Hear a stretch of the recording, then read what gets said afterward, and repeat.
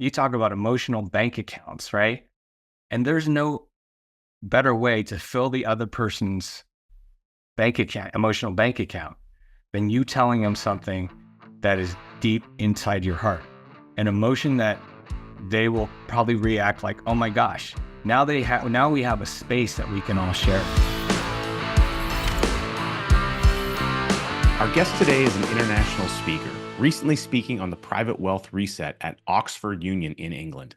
He is the executive producer and a featured speaker in the award-winning documentary, Big Stages, a strategic investor in over a dozen high-character, high-alignment companies, and co-founder of the Epic Fit Network. Together with his wife, Amy, they co-head A Reading World, which is a non-profit focused on building libraries and supplying books for schools in Uganda.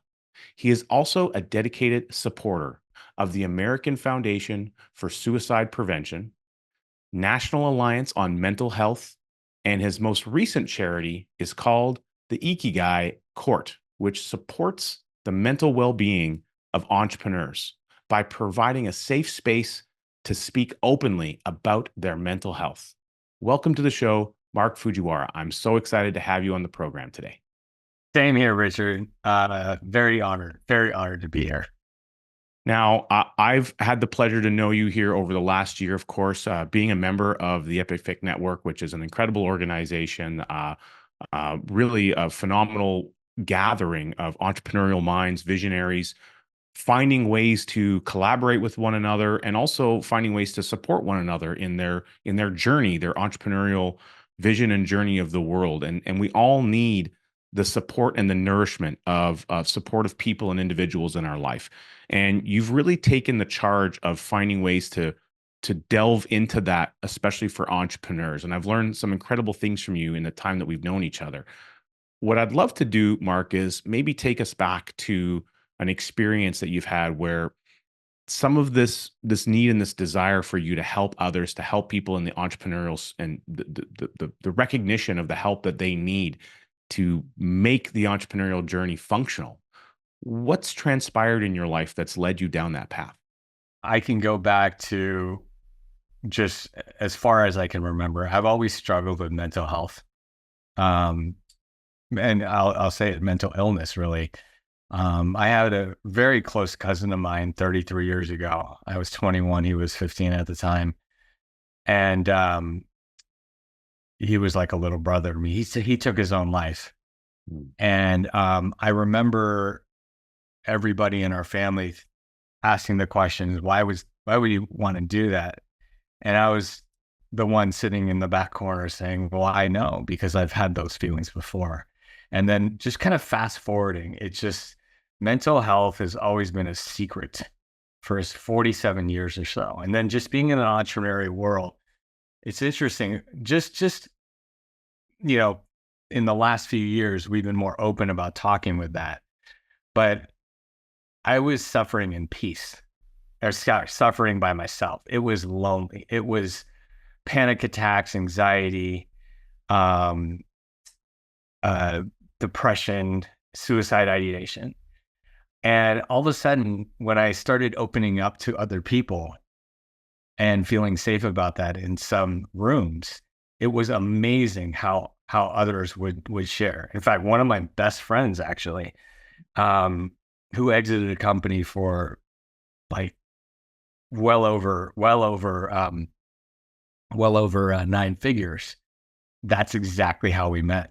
We met not talking about what we do, but about our mental health struggles. And within 10 minutes, we both shared just the deepest and darkest secrets and feelings and emotions that only, I believe, our wives knew.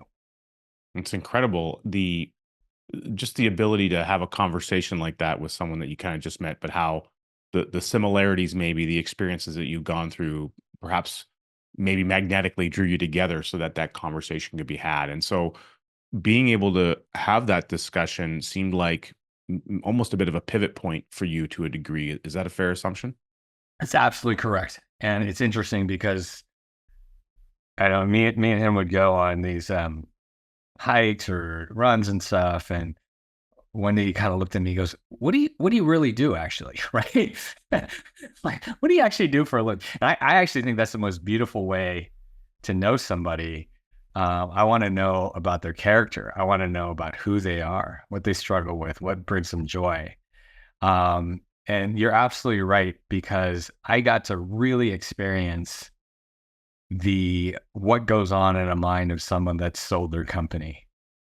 And for, just being in the business of helping people sell companies, all of a sudden it really hit home, which was, here we are in this industry, call it what you want, private wealth, investment banking. And the focus is on to get the highest price, right? And to exit with the least amount of taxes. And then you allocate the money so that you can have enough income for 1, 2, 3, 4, 5 generations or whatever. And no one really addresses the elephant in the room, is like almost every single one of these people suffer. And why is that, right? You have all this money in the bank and you're lacking purpose, because now you have those 12 hours a day you were working, you're sitting at home, right? And most of these people don't plan because they think money is going to bring them happiness. And that's a bigger problem. When you think money is going to bring you happiness, or I can golf all day, or I can surf all day, or train for triathlons all day, all of a sudden it becomes reality that this isn't fun. This isn't what's lighting me up. So I feel like recently with those types of clients, that's what we're addressing before we even talk about what price you want to sell your company for. Because I'll tell you one thing, on my phone here, because I have 16 people on my speed dial, right? You know this, it's a 24/7 person who can call me anytime. And we have a pact: before you think about hurting yourself, you got to call me. This rings during the night and I will pick up. Or you text 911 during the day and I will pick up. And I have 8 exited entrepreneurs on this phone. Okay. Mm-hmm. 2 in the last 6 months have called me because they were thinking, and they knew how they were going to do that. That's the scary part. They were thinking of taking their own life. And so that's kind of what I started to see very quickly as I became aware of that. Now, your own scenario and the things that you've grappled with over your own life, and where would you say that you've seen that develop, or what are the connections? What are the interconnecting web of scenarios around entrepreneurial life that you think maybe stems some of this? I mean, mental health exists. We all have some form or battle of, we're always trying to make our way through life. Life throws us curveballs. It gets in the way. We're constantly trying to figure our way through challenges and problems. But what is it about the entrepreneur specifically, and your experience in dealing with people, helping them groom companies to sell, selling companies, and so on, and just your experience in you're involved in a lot of coaching groups, networks. You're a very well connected individual.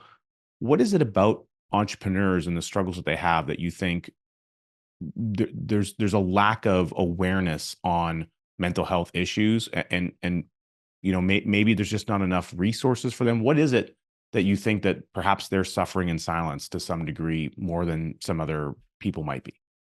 That's a phenomenal question, Richard. The thing is that I think everyone struggles from some sort of mental health issue, right? If you're really honest with yourself, whether you're an entrepreneur, whether you're retired, or whether you're a corporate person, it doesn't matter. You struggle in some way, shape, or form on that, if you're real with yourself. And then you take the entrepreneur. Now, what really, in my experience, and a lot of others' experience, entrepreneur or not, when you have something that kind of throws it off, and what can throw it off? Trauma, uncertainty, loneliness really throws it off, actually. So you take all of that, you take the life of the entrepreneur as opposed to someone who works a 9-to-5 job. And I discovered this early on, is just like, you go from these highs to the lows, right? Everything is on you. There's a lot of pressure. There's a lot of pressure that Richard, we love. There's a lot, but there's also pressure that we don't really love. And then too much, because we got to do it ourselves, accumulates over time, and they come in different forms. Maybe we have an outburst, like an anger outburst, or anxiety, or maybe we start to spiral into depression. But I feel like the other thing I talk about is loneliness. loneliness as an entrepreneur. Because think about, like, I don't know, this is what I get when I go to functions where most of the people are not entrepreneurs.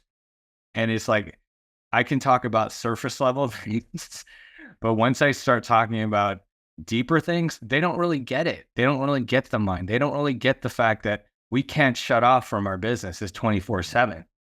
And there are times when we're by ourselves. There are times when we have to do the work and everybody else is sleeping. I even say, like, my own friends and family don't really get me. And then they see that I'm an entrepreneur and I do well, right? That's the image that they see. Right. So it's very difficult for an entrepreneur to talk to a regular person, a non-entrepreneur, and say, "Hey, I'm struggling. I'm depressed. I'm so anxious about what's on the other side of this. Um, oh gosh, I get so angry when things don't work out." They don't get that because of the fact that it's a certain, of course, you have to live it. But I feel with all those components, I mean, it happens on a regular basis, right? Mm. We could be going, you get this, we can go going straight up. This happened to me yesterday. It's going right in the right direction. And then something throws it off, right? Oh, this is uncertain. And all of a sudden, my mental health struggles, which is like this small, become this big. And it starts to grow and grow, especially if we don't have someone right next to us that completely gets us. Yeah, the importance of having that line of communication where you can speak in the same language to some degree. And I'm excited to delve more into this because I think we're uncovering something that needs to be discussed and that people need to be more aware of. And I want to get into this deeper when we come back after these messages.